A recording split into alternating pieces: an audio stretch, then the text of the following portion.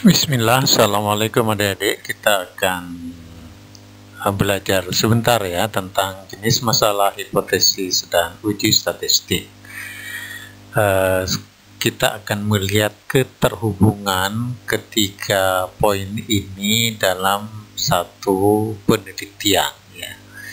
Sehingga ketika kita sudah merumuskan masalah, maka uji statistiknya sudah bisa kita perkirakan. Yang pertama adalah masalah yang sifatnya deskriptif.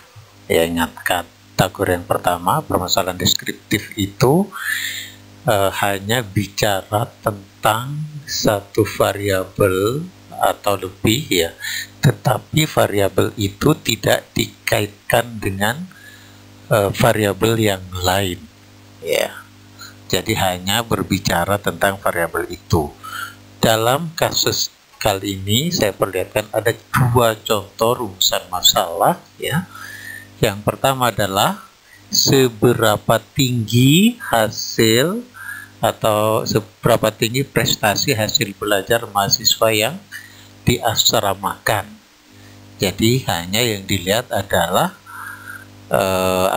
prestasi hasil belajar mahasiswa yang diasramakan. Jadi tidak dibandingkan dengan mahasiswa yang tidak berasrama ya. Jadi murni hanya melihat hasil belajar mahasiswa yang diasramakan. Hipotesis yang diangkat, ingat, hipotesis itu adalah jawaban sementara terhadap satu permasalahan dengan berdasar pada kajian-kajian teori sebelumnya. Hipotesis yang diangkat adalah bahwa prestasi hasil belajar mahasiswa yang diasramakan berada di atas rata-rata hasil belajar mahasiswa secara keseluruhan ya.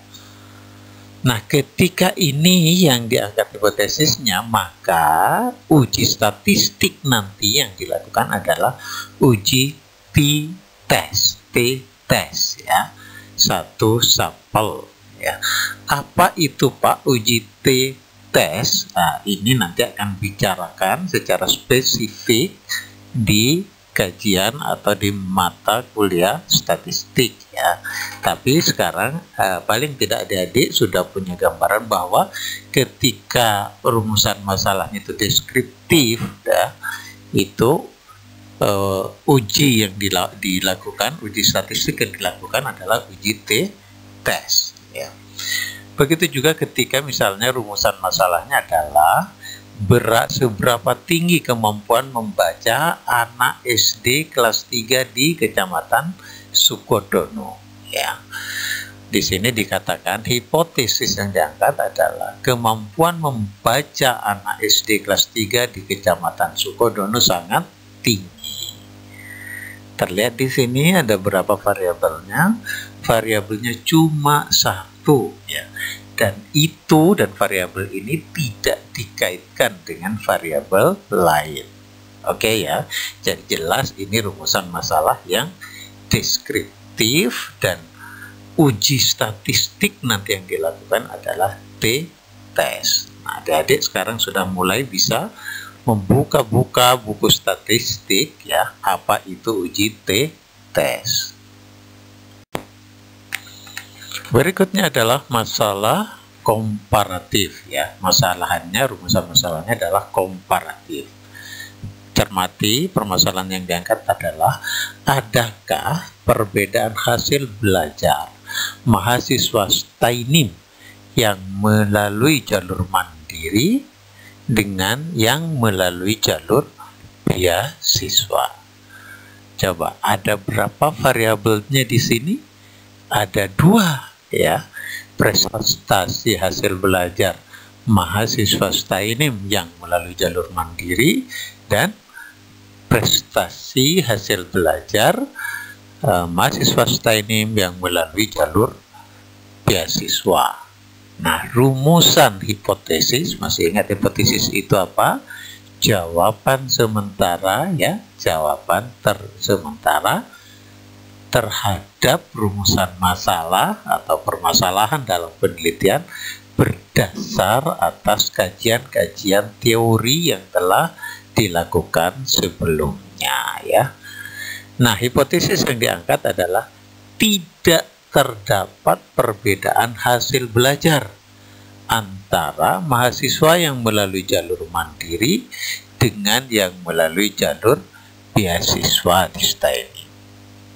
Nah, yang paling penting adik-adik untuk diketahui adalah uji statistiknya ini nanti uji statistik apa.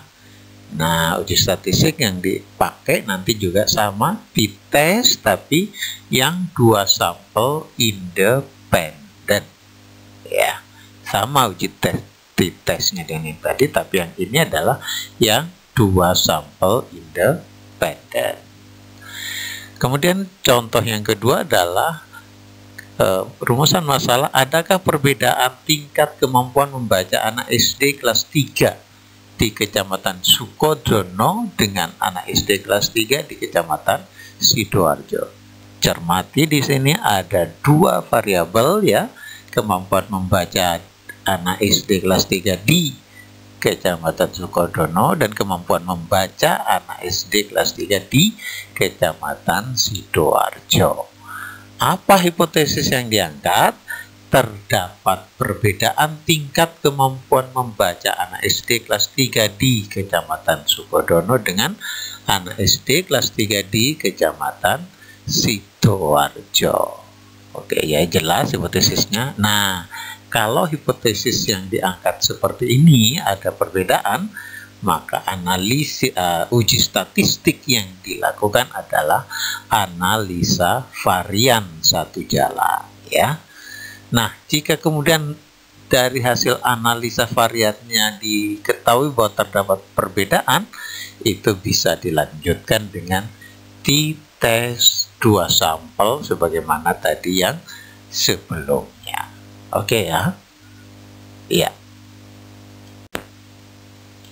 Nah, sekarang permasalahan yang asosiatif. Lihat rumusan masalahnya, ya, coba cermati. Adakah hubungan tingkat kecerdasan anak terhadap prestasi belajar anak? Lihat ada berapa variabelnya, ada 2, ya. 1 tingkat kecerdasan dan yang lain adalah prestasi belajar, ya. Kemudian hipotesis yang diangkat adalah terdapat hubungan tingkat kecerdasan anak terhadap prestasi belajar anak.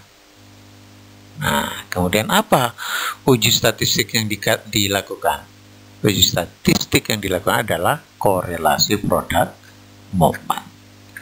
Nah, ketika kita ingin melihat sejauh mana kemampuan memprediksi tingkat kecerdasan terhadap prestasi belajar anak, itu bisa kita lanjutkan dengan regresi tunggal, ya. Sama seperti tadi, kayak apa Pak korelasi produk momen atau regresi tunggal itu? Insya Allah nanti akan dijelaskan secara khusus di mata kuliah statistik. Kemudian contoh rumusan masalah yang kedua. Adakah hubungan tingkat kecerdasan anak dan minat belajar secara bersama-sama terhadap prestasi belajar peserta didik di SMP Negeri 1 Sukodono? Ya, hipotesis yang diangkat adalah terdapat hubungan, ya, antara tingkat kecerdasan anak dan minat belajar secara bersama-sama terhadap prestasi belajar. Cermati adik-adik, di sini ada 3 variabel, ya. 1 tingkat kecerdasan anak, 2 minat belajar anak, 3 prestasi belajar anak. 1 dan 2 yaitu tingkat kecerdasan dan minat belajar itu masuk dalam kategori variabel bebas, sementara prestasi belajar masuk kategori variabel terikat. Nah, uji statistik apa yang mau dilakukan? Korelasi ganda, ya. Kemudian sama seperti tadi dilanjutkan nanti dengan regresi ganda. Pertanyaan seputar uji statistik, ya, ditahan dulu karena insya Allah nanti kita diskusikan di tempat yang lain. Yang penting pada saat ini targetnya adalah adik-adik sudah tahu bahwa rumusan masalah, kemudian hipotesis itu akan terkait dengan uji statistik. Begitu juga secara garis besar adik-adik sudah mulai uji-uji statistik yang akan digunakan. Oke, cukup dulu adik-adik. Terima kasih ya. Sekali lagi, semoga apa yang kita pelajari semakin mendekatkan hubungan kita kepada Allah Subhanahu wa Ta'ala.